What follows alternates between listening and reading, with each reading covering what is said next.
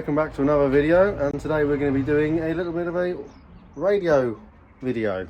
So I finally decided that something with Apple CarPlay and a screen would be very helpful in my little Ford Fiesta over there, rather than the Sony unit I have in there currently, which is a perfectly good unit. In this video I'm just going to show you what you need to do to fit one of these radio units to a Ford Fiesta. This will be the same as the Mark IV, the Mark V and the Ford Puma. So we're inside my Fiesta, and we've got my Sony unit which is in there. Lovely little unit, can't fault it one bit. First thing you're going to want to do is remove your unit, of course. If you've got a standard unit, you're going to need two of these things. They clip into the front here, you pull out, or you might pull out that way, then you pull it towards you and the whole unit will come out. But for me, it does literally just pull out. Simple as that. Fortunately, with 200 horsepower, and this thing still doesn't fall out somehow. Even though you technically cannot use this conversion harness from Halfords, I would still recommend getting one. Rather than cutting up your original harness, you could use this conversion harness, cut the ends off of it, and then rewire it for your radio. Yes, this radio unit doesn't come with any preset ends on the end of it. It's just wires, so you're going to have to wire it in yourself. Fortunately, this isn't an issue. So what I'm going to do is I'm going to remove it from this end and take the whole radio unit out and take it to the bench. Okay, so this is what you get in your box with your radio unit. You get your harness, which you're going to use to connect up to these adapters here so that we can transfer it all over to get this one to work. You also get a microphone, which is nice. You get a rear view camera, which I may or may not fit. We also get a remote, which I'm not too interested in, but you know, if you like to flex on those sort of things, then there is one in there for you. And then of course you get a radio unit. And this is a single DIN radio unit which will fit in the Fiesta housing absolutely fine. The double DINs don't fit without modifying the dashboard, so if you don't want to cut your dashboard up, single DIN's definitely the way to go with a flip out screen if you still want your CarPlay. The first thing we've got to do is figure out what wires do what. So if you get your instruction manual out from your brand new radio, you'll be able to do that because the instructions have all of the wires and all of what everything does on there. So here we are, and this is all very easy to see. If I can just focus the camera so that you can see it nicely. There you go. So this is our plug. It gives you all the numbers on the plug, and it tells you what wires do what, and it tells you what colour the wires are. So you don't even really have to look at this properly because you know exactly what wire everything is going to do just from the fact that it tells you the colour, which is brilliant. Now what you need to do is find out what wires do what from your car's harness. See, I'm not going to do it that way round because I have a Sony unit. I'm going to get the instruction manual up for the Sony unit online and find out what the wires do for that. And then from there we can figure out what wires need to go where. So far so good. The first wire that we have put together is the black wire. Yay! And checking through the instruction manual, which is under here, and on the Sony website for this radio unit, both wires, surprisingly, are black across the board. So that's one thing that radio manufacturers have got in common. They like black wires for grounds. It sounds pretty obvious, but let's be real. They're going to try and mess you up. Second wire that I've gone for is our main power, which is the permanent power. So this one will be a 12 volt feed all the time, no matter whether the ignition is on or off. And surprisingly, my radio harness, yellow wire, also meets up with my conversion harness, which is also a yellow wire. This harness is a Halfords harness, by the way, for anybody who is wondering. So Halfords harness for a Sony radio unit. If anybody wants to do this exact job, get this harness, and then you can do this and copy exactly how I'm doing here. So the next wire that we're doing is our switched power supply. This is the one that will tell the radio whether the ignition is on or off. So it'll tell the radio whether the radio needs to be turned on or off, basically. This is red, and again, across the board, red goes to red. Okay, so we've got our next wire, and it's our antenna power wire, and this is blue to blue. If you trace it from the Sony wiring harness unit, it's actually blue and white, as you can see there. And as it goes into the adapter harness, it transfers into being blue. So what I've done is I've cut it off of here, as you can see just there, and I've connected it to my new harness. So it is all pretty straightforward so far. I'm sure we'll get some colours that aren't quite a complete match-up, but we'll, at the minute, it's going quite well. So we've got to this point now, and the radio is wired up so that it will turn on. Now what we've got to do is do our speaker wires, and there are obviously 4 speakers, and there are 2 wires for each speaker, so we've got 8 wires to do now. There are some other additional things that you've got on here, like high beam line. Don't actually know what that is. Parking sensor controller, don't have parking sensors. Brake line brown. None of this is on the standard Sony wiring harness, so I'm assuming I don't need it. If I'm wrong, I'm going to insert a clip here telling you that I'm an idiot and I don't know what I'm talking about. Hopefully I didn't have to do that clip. Okay, I think we're good. What we're going to do now is do our speaker wires, so that is next on the agenda. Okay, so our next wire is our rear right negative, and the rear right from the Sony unit is violet and black. Fortunately, this transfers through to violet and black on both ends, so all you've got to do is cut your violet and black off the back of your harness, as we have done before, and stick them together. Following the trend that radio manufacturers actually use the same colour wiring, we have the positive for our rear right speaker, and they are both purple. So cut your purple from one end and use that on your new harness.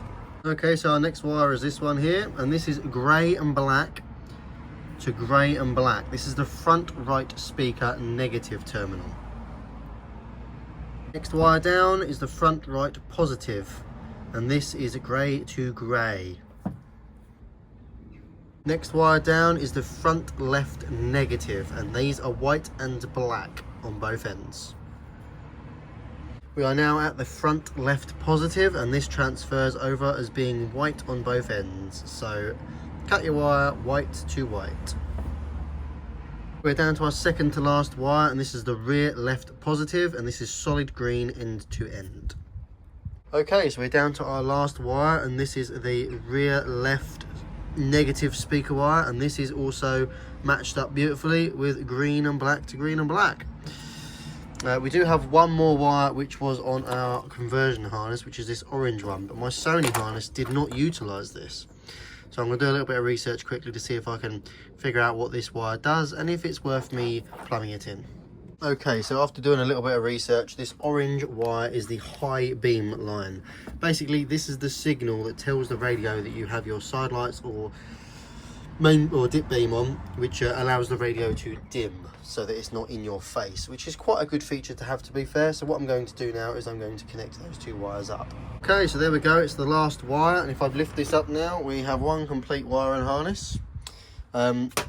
Yes, the dimmer was orange to orange, so once again, nice and simple.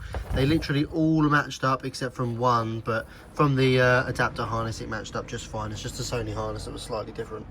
So yeah, that is how you do all of the wiring for this radio. What we're going to do now is fit it into the car and see if it works.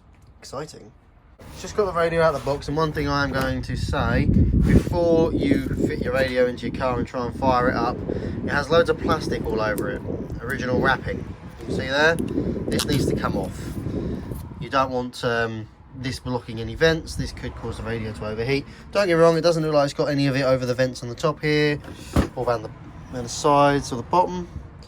But I would recommend taking it off, just because it just doesn't seem like a good idea to keep it on there. I don't know.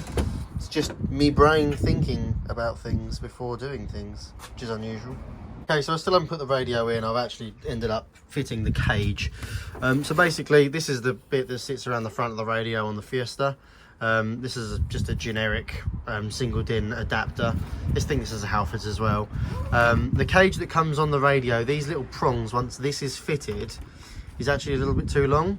So I've just taken a little angle grinder to that, shortened it up. Basically, I put it on, marked it up, and then I've cut it. Make it so it's a little bit longer than where you mark it, if you mark it exactly where the line is, because then you get a little bit of bend in there and it doesn't get too loose. I made the mistake of going a little bit too short, so I've got a little bit of movement in there, which is going to be a little bit annoying. So I might have to jam something in here just to stop it from rattling around.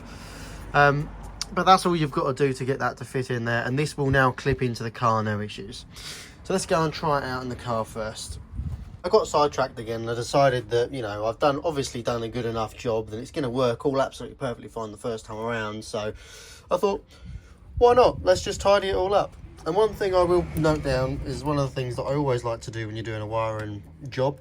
If you've got any leftover wires that you're not utilising on a radio, this radio is still going to be trying to access what this wire is trying to do. There'll still be power running through it. So the last thing you want to do is have two wires touch each other and cause all kinds of electrical problems. So I just like to get a little bit of heat shrink on there on the ends and just butt them off so that they can't do that. That way you know 100% that they are not going to have any issues in that regards. I'm going to continue wrapping my wire and harness, and then I might actually get around to trying it in the car. Okay, very cool looking, nice looking, factory looking harness. That isn't. Lovely. Let's put it in. Okay, so the radio is in and it's all plugged in. It's just as simple as removing it. You just plug it in, and hopefully if I turn the ignition on, we'll have some lights or something happen. Let's turn my blower motor off. What if I press the on button? Oh, there you go. Turn the on button on. So I'm assuming if I press this little button here, oh, look at that. It's electronic screen. Look at that, beautiful. We've got a little Apple CarPlay there, so now I'm going to connect my phone to it and see what's what. I would like to say it's been an absolute great success. The radio works. I've got my Google Maps up right here. I can move about and have a look around the world if I want to. Setting my destination is really easy. All I've got to do is do it on my phone, and then it just immediately comes up on here. I've even got my Spotify playlist, my Tomo's Songos playlist, which has got thousands of songs, and I can just go through it, which is great. I've even got my messages, got my apps. It works great. It really is really quite a good little radio, it seems. So I'm really interested to give it a good go over the next couple of weeks and see how I get on with it. And obviously it's very nice that the screen, I think the screen's actually adjustable. Yeah, it is. You've got different settings you can set it to. And then when you turn your ignition off, as you can imagine, it turns off. But because it's still got power from that main positive power, it stays activated long enough for it to shut down properly, which is well cool.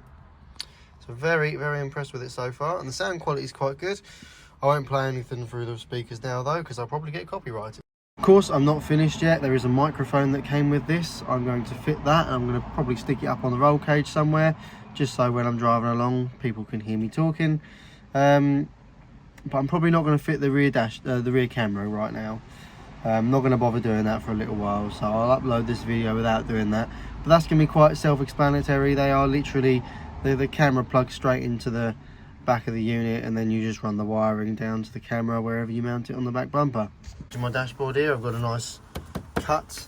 I did originally want to pin it up here, but the wire wasn't long enough, so I may need to order another microphone to get it up here, which would be nice to have it out the way, but that probably will do the job all right. Let's be honest, it's probably just going to pick up all of the noise of the car anyway. It's not a very quiet car, but hopefully that'll be a bit better than not having one. The installation was very easy. It literally just plugs into the wire that was hanging out the side of my wire and harness, if you remember seeing that when I was wrapping it up. It was literally a little connector, it plugs straight into that. So yeah, that is it. That's the installation of the radio unit that we fitted today. Quite impressed with it for the price that it is.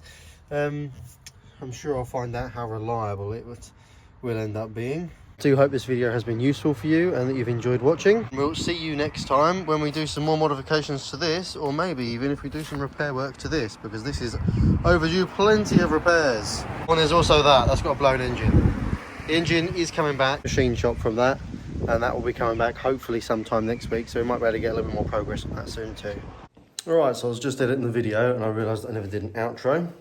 I realised that I hadn't done the rest of the outro, so that I wanted to do a little update on how I was getting on with the radio.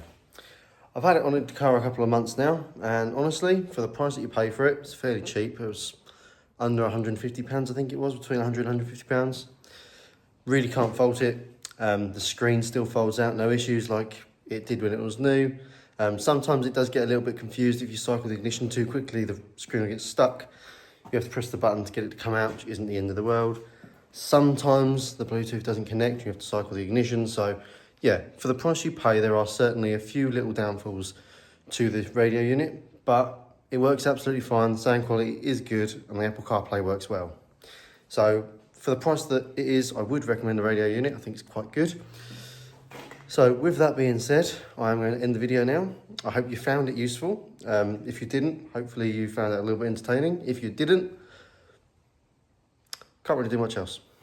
So have a good one. See you next time.